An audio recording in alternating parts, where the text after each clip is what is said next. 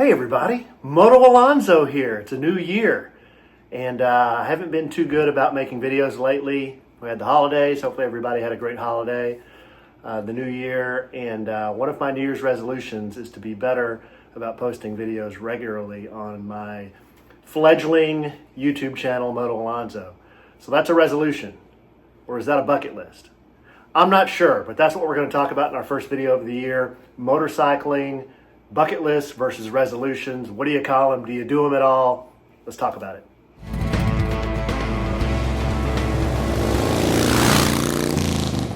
Okay, the beginning of the year, actually New Year's Eve, or the day before New Year's Eve Eve, me and Mrs. MotoAlanzo always go out to dinner, and we have a little red book, and we write down all of our bucket list items for the coming year. When we first started doing this, it was relatively easy because there were a lot of bucket list items that we wanted to knock out. For example, a bucket list item would be something that you want to do before you kick the bucket, before you die. So I want to ride from Key West, Florida, up to Prudhoe Bay, Alaska. That would be a bucket list, once-in-a-lifetime type ride, and I'd like to do it someday. Now, I haven't put pen to paper on that one, but that, in my opinion, is a bucket list item, something you would dream of doing and you would want to just knock it out and say you did it.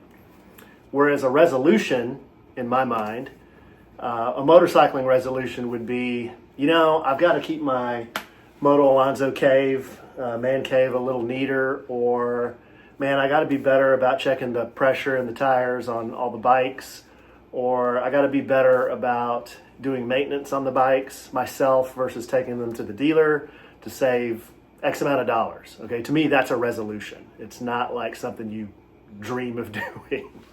Me and Mrs. MotoAlanzo have this ongoing debate about what do you put in the resolution column, what do you put in the bucket list column.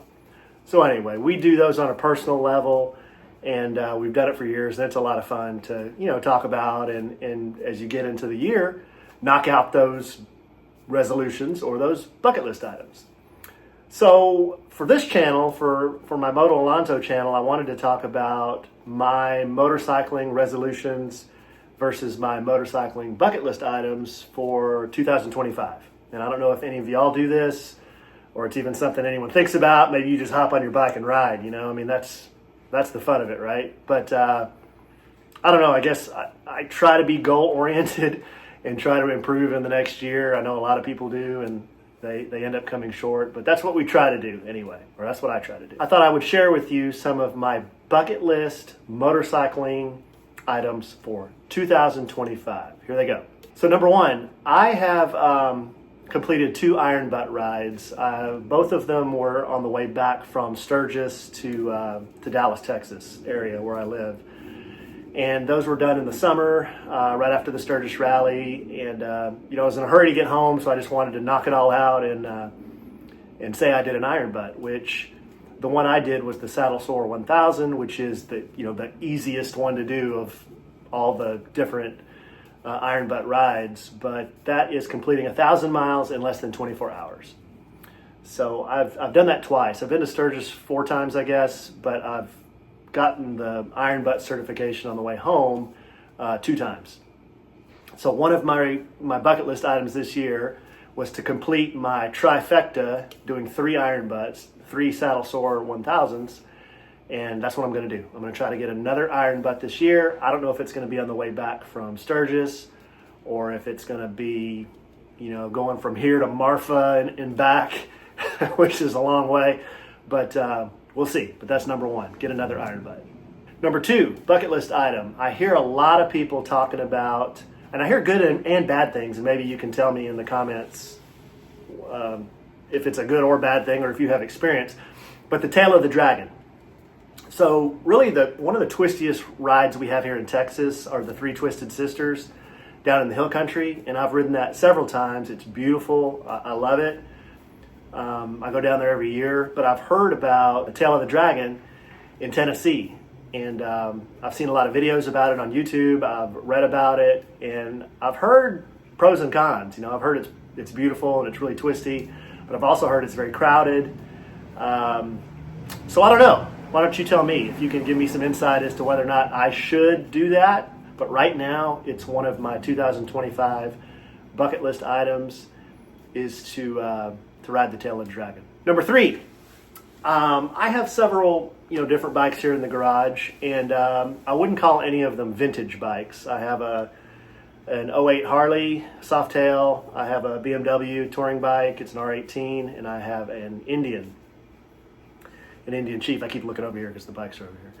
But an Indian Chief vintage, and it's a 21. Really blessed to have such nice motorcycles. They're great. Really fun to ride. I love them. Love all 3 of them. But one of my bucket list items has always been, I want to ride cross country on a vintage bike. Okay, and a lot of people have a bunch of definitions, different definitions on what is a vintage bike, but I guess it would be a bike without a lot of technology on it. I don't know what the year would be, maybe something in the 80s or the 70s. I don't know if I'd do one on a bike made in the 60s, maybe not. It seems like it'd be a lot of fun and very challenging to try to go coast to coast or try to do the 48 states. That seems pretty ambitious, but maybe coast to coast, maybe from here to one of the coasts on a vintage bike. I think that would be so much fun, and that's another bucket list item for me in 2025. Take a trip on a vintage bike. I'm kind of leaving it open-ended, not sure how far the trip would be. That would be a lot of fun. Okay, resolutions. I don't know about you folks, but my garage is always, or my man cave is always a mess. I want to keep it more organized so I know where I know all my tools are, and I'm a lot more organized in here. That's a resolution. Be more organized. I think another good resolution for riders is to, and I'm pretty bad about this, but always check your tire pressure. That's something I kind of have a phobia about. I don't know why, but like today, it's 45 degrees here in Dallas, Texas. We've had some snow and some ice, and it's been really cold. But today, it's a little warmer, so I'm thinking about jumping on one of the bikes, and I just want to jump on and ride. But since the bikes have been sitting here for a number of days in the cold, it's probably a good idea to check the tire pressure and make sure the pressure is not in like the 20s or the teens, which I've gotten on some of these bikes before, and I check my pressure. I'm like, oh, glad I didn't go out for a ride on that. But yeah, be better about checking the tire pressure in all the bikes. I think that's a good resolution to have. And then number 3, I think just enjoy a resolution. Just enjoy life and enjoy riding and enjoy the time that you have with friends, or maybe you ride solo. Just enjoy that time, because I know as a motorcyclist, I know you get this. It's like there's no better feeling in the world than to be on that bike and feel the engine beneath you and feel the wind and feel the sun, and it's just an amazing feeling that's very therapeutic. And I think one of my resolutions is to, I don't know, I don't think I take motorcycling like so seriously like it's a job, but I think you just got to have fun with it. It's a hobby. It should be a hobby. It should be a lot of fun. And I know there's always things to do, but you gotta enjoy life and take that time on the bike. Just take it with ease, take it with stride, enjoy that, because that's what it's all about, is having fun. I also heard someone tell me one time that when you're in a car, and I've also had a lot of really pretty nice sports cars, and over the years in my life, I've had some sports cars, different muscle cars, performance cars. They're fun. I mean, they're a lot of fun to drive, but to me, that doesn't compare to motorcycling. It really doesn't. When you're in a car, it's like you're watching the movie from inside the car, right?